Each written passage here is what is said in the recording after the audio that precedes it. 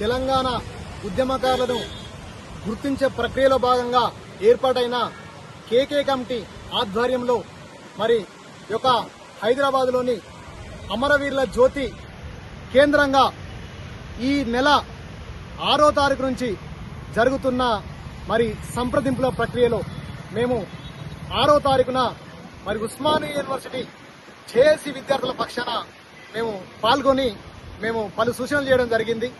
ఈ ప్రక్రియ 6వ తారీఖు నాడు ఉస్మానియా యూనివర్సిటీ, 7వ తారీఖు నాడు కాకతీయ యూనివర్సిటీ, మరి ఈ రోజు 8వ తారీఖు నాడు మరి తెలంగాణలో మిగిలిన మరి శాతవాహన యూనివర్సిటీ, పాలమూరు యూనివర్సిటీ, అదేవిధంగా మహాత్మాగాంధీ యూనివర్సిటీ, తెలుగు యూనివర్సిటీ, ఈ సెంట్రల్ యూనివర్సిటీ, అదేవిధంగా ఇప్లు యూనివర్సిటీ, ఈ అందరు విద్యార్థులతోని మరి కమిటీ ఈ పలు సూచనలు స్వీకరించడం జరిగింది. మరి ఈ సందర్భంగా ఆనాటి ఓఈజేసీ తెలంగాణ జేఏసీ పిడమర్తి రామన్న ఆధ్వర్యంలో ఆనాటి జేఏసీ కన్వీనర్ గా మేము పాల్గొనడం జరిగింది. కాబట్టి ఈ రోజు కూడా మరి మా పక్షాన, మా విద్యార్థుల పక్షాన మరి మా విద్యార్థి లోకాన్ని మాటలు అనుసరించి ఆనాడు తెలంగాణ వ్యాప్తంగా అన్ని ప్రాంతాల్లో మరి మా మాటను అనుసరించి ఉద్యమంలో పాల్గొన్న విద్యార్థి నాయకులను, అదేవిధంగా మరి వివిధ ప్రజా సంఘాలు, కార్మిక సంఘాలు, న్యాయవాదులు, జర్నలిస్టులు, అదేవిధంగా ఆర్టీసీ సంఘాలు, అదేవిధంగా సింగరేణి సంఘాలు, వీరందరూ కూడా మా పిలుపును అనుసరించి ఆనాడు కూడా ఉద్యమంలో పాల్గొన్నారు. కాబట్టి వీరికి సంబంధించిన మరి పలు సూచనలు చేయడం జరిగింది.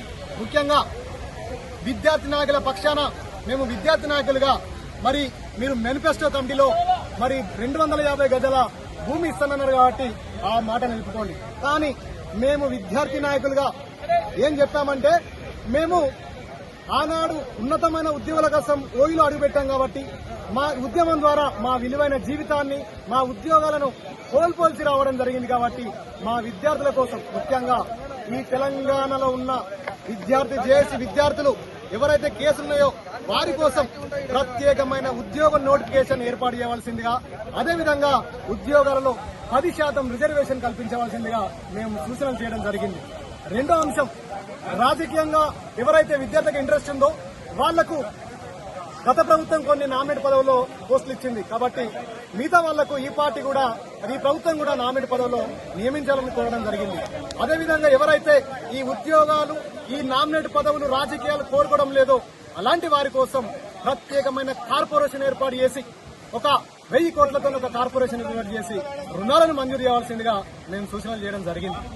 అదేవిధంగా మరి ఒక పెన్షన్ విధానాన్ని కూడా మా అందరు తెలంగాణ ఉద్యమంలో పాల్గొన్న విద్యార్థులు, అదేవిధంగా ప్రజలు, వివిధ సంఘాలు, జర్నలిస్టులు అందరి కోసం కూడా మరి ఒక జార్ఖండ్, ఛత్తీస్గఢ్, ఉత్తరాఖండ్ రాష్ట్రాల కంటే మరి అక్కడికంటే తలమానికంగా మెరుగైన పెన్షన్ గాని ఇతర సంక్షేమ పథకాలు అందించాల్సిందిగా మా ఓఈజేసీ నాయకునిగా నేను ఈ కమిటీ వారికి సూచనలు చేయడం జరిగింది.